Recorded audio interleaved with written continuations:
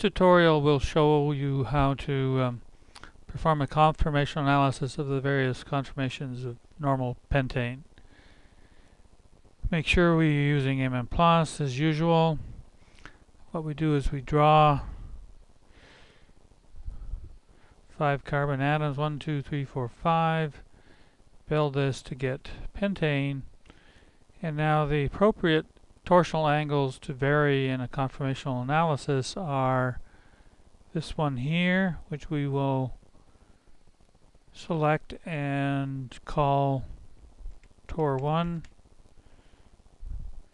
and then this one here, which we will call tor 2. And if we vary these two torsional angles, we should generate all the conformations of pentane. To do so, we bring up the conformational search module, and we have no rings to worry about this time. We just choose the torsions as tor 1, tor 2, and we choose those and say OK, and we're ready to go, and we just say run to start the conformational analysis. Now, as usual, we're going to have various starting points which then are individually optimized, and a random selection of starting points, and we're generating now a set of conformations. Some of these have the same energy and are basically the same conformation. They differ either in some description in the angles, so that the program doesn't really know they're identical, but we can see from their energy that they are. And basically what we've generated is 1, 2, 3, 4 conformations. And this is the appropriate number of conformations of pentane. Let this run for a little bit longer before we stop it. Nothing really is going to change here particularly. We're just going to continue to see the same conformations. So let's cancel this. In order to look at these conformations, we look at the first one here, the lowest energy one. We put it into HyperChem and take a look at this.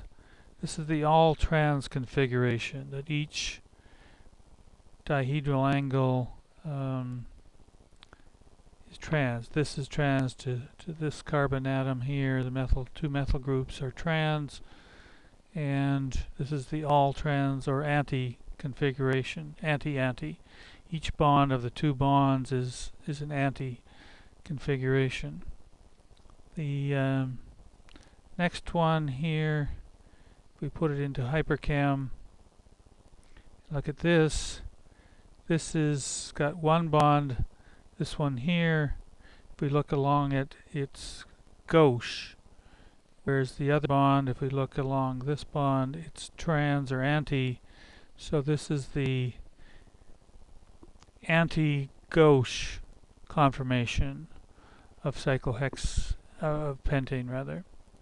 The next one is slightly higher in energy yet.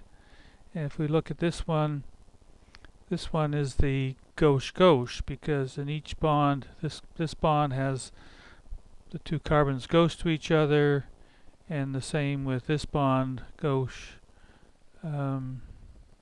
This looking long bond there, these two are gauche to each other. So this is gauche-gauche conformation.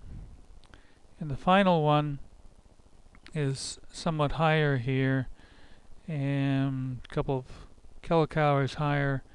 If we put this one in there, we look at this one and see, first of all, if we look at this bond here, we'll see that the two carbons are essentially 90 degrees from each other, whereas if we look along the other one, this is the normal gauche conformation. So this is in some sense one bond is gauche and one bond is sort of 90 degrees. It's a somewhat higher conformation, but it's the fourth conformation of pentane.